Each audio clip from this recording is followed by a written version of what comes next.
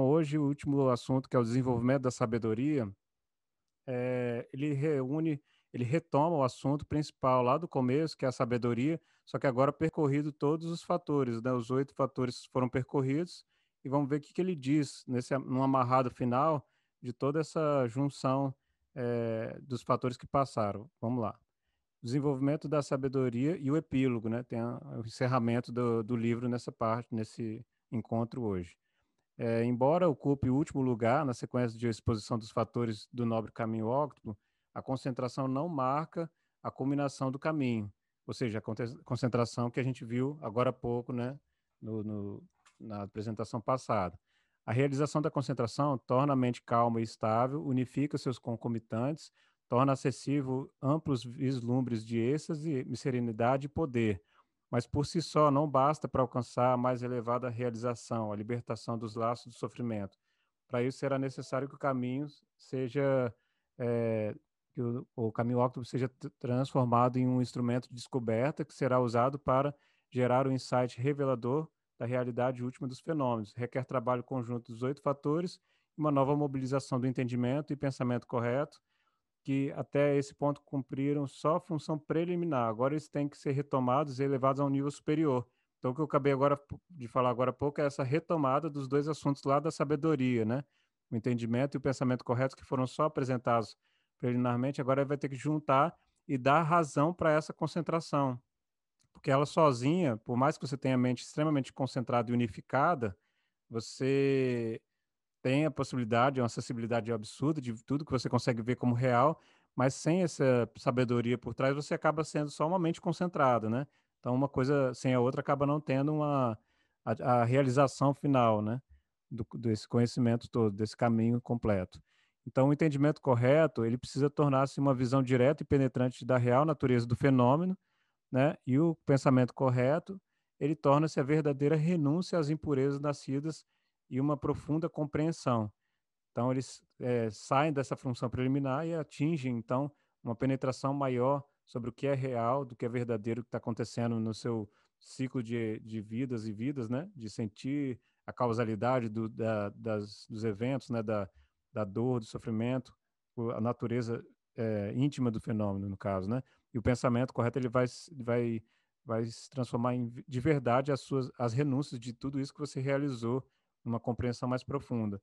A concentração não basta para trazer a libertação, pois não toca as impurezas em nível fundamental. As impurezas elas estão em 3 camadas.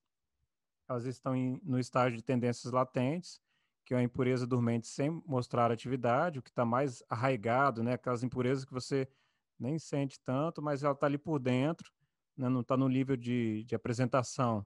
Requer mais que a calma mental e mente unificada da concentração. Requer sabedoria, que é o assunto de hoje, uma visão penetrante do fenômeno em seu fundamental modo de ser. Então, essa mais difícil de trabalhar, ela precisa da sabedoria para ser dissolvida.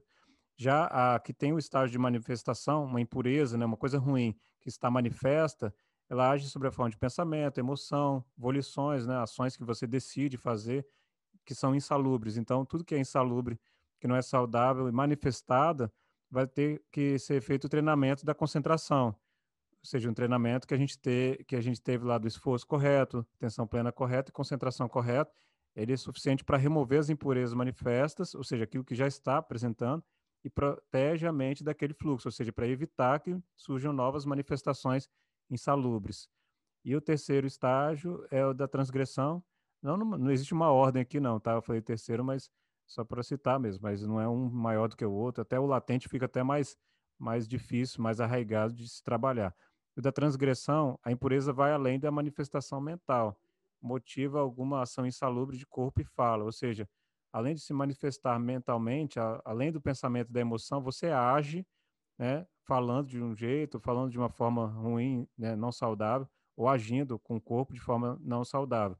E aí precisa de você treinar, então, a disciplina moral, que é aqueles 3 lá, da ação correta, da fala correta e modo de vida correto, são as formas de agir, né, e falar, e aí diminuir as suas transgressões, as coisas que você faz que são de errado na manifestação real, do mundo real, né? Não só na mente e não só latente, que fica lá germinando na sua mente, né?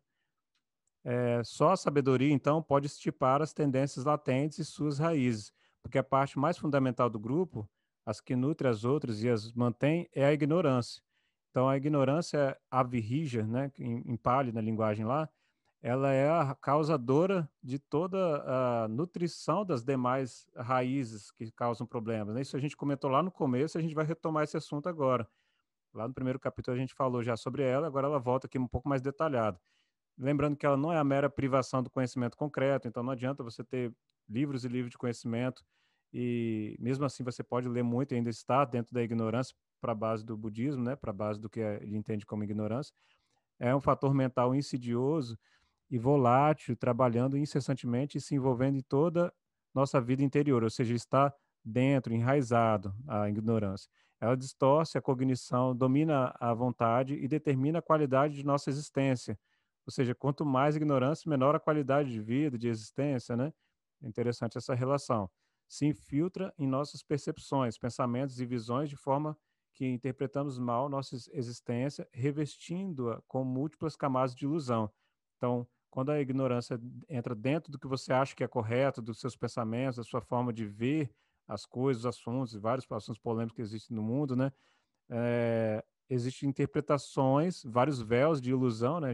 Véu como se fosse uma coisa que tira aquela visão do real, uma neblina na frente, e essas camadas de ilusão, ele coloca que as mais importantes são três: ver a permanência na impermanência, achar que tudo é para sempre, sendo que não é para sempre, é impermanente, existe fim.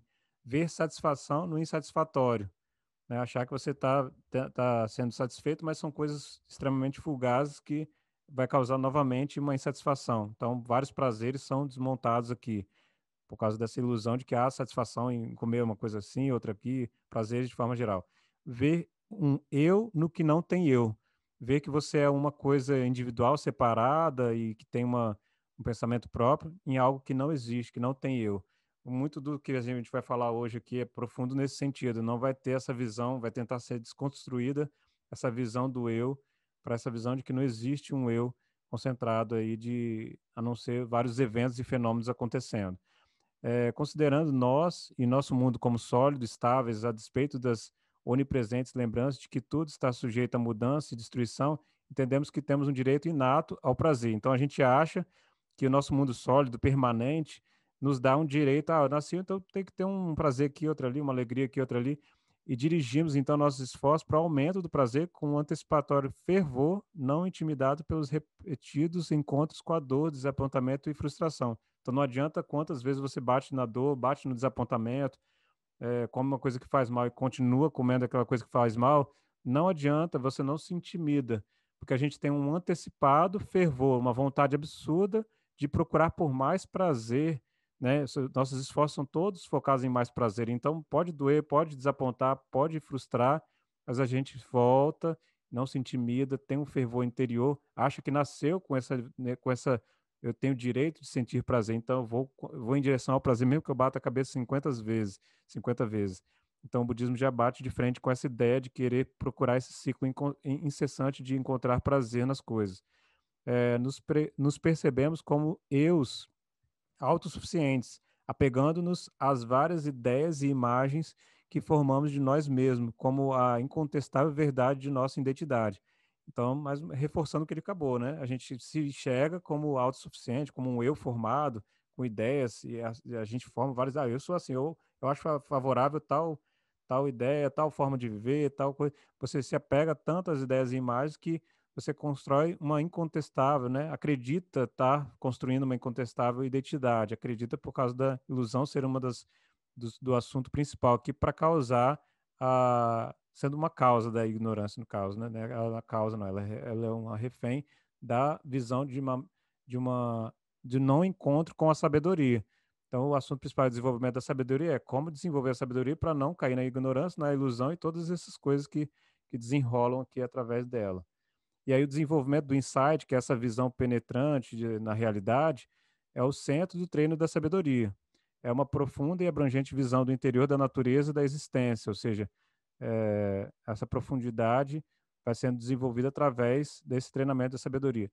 Sonda a verdade do nosso ser na única esfera em que é diretamente acessível para nós, que é a nossa própria experiência.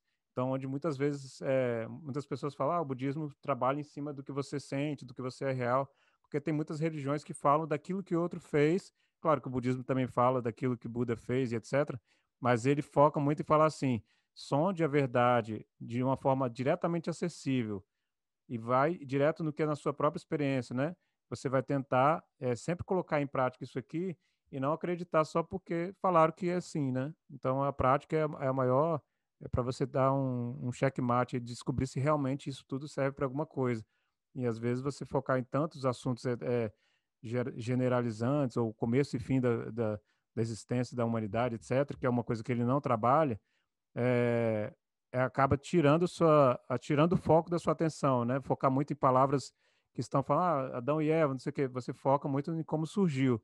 Mas e a sua experiência? E aquela parte em que você sente, que você pode ter certeza que não é alguém inventando, ou que não é alguém, interpretando de uma outra forma e causando uma ilusão, que é o que estava no slide anterior, né. Porque várias são as formas de interpretação de textos muito antigos, com várias, defasagens no sentido de tradução mesmo, né. Eu já vi vários documentários comentando de traduções podem ser errôneas e várias retraduções tentam corrigir isso, porque para entender a tradução exata tem que ter um conhecimento muito próximo da época. Então mais um motivo para você focar então no que é verdadeiramente, possivelmente acessível à sua própria experiência. E aí falhamos em compreender a natureza da nossa experiência por estarmos tão identificados com ela. Você focou tanto na sua experiência, criou aquela identidade, que aí você acaba sendo mal interpretado sobre as ilusões da permanência, da felicidade, da egoidade, né, no foco muito grande no ego. Dessas distorções cognitivas, a mais profundamente fundamentada é a resistente à ilusão do eu. Então, você foca e acredita firmemente que o eu existe, que você é uma pessoa, uma identidade separada, né? A ideia de que o núcleo do nosso ser está lá, uma suposição carente de referência real, implica em consequências calamitosas, né, muito sérias. Fazemos do eu a perspectiva pela qual vivenciamos o mundo. Nossas mentes dividem tudo entre o que é eu e o não eu, o que é meu e não meu. Presos nessa dicotomia, caímos vítimas das impurezas que elas criam, dos impulsos para agarrar e destruir e do sofrimento que inevitavelmente segue, né? A ilusão do eu deve ser dispersada e demolida pela realização do não eu, tarefa para o desenvolvimento da sabedoria. Então, todo esse treinamento vai tentar entender a realização do que não é o eu, dessa ideia de que não é simplesmente você se focar no que é seu, do que não é seu, nesses vários impulsos de tentar segurar, de reter, de apegar as coisas, né? Que acabam trazendo sofrimento, que é a raiz de todo o sofrimento pelo budismo é o ansiar, ter apego, ter vontade de agarrar alguma coisa, de formar isso como algo para sempre. Isso aqui é meu, então eu vou acumular isso para sempre e me sinto seguro com isso, né. Ele fala que é muito pelo contrário, essa inconstante tentativa de segurança pela tentativa do permanente, é que causa exatamente o sofrimento, que você não tem a realização de que as coisas são, eh, irruptivas, né, as coisas são para terem uma conclusão, uma não agregação das coisas, né, a renúncia das coisas.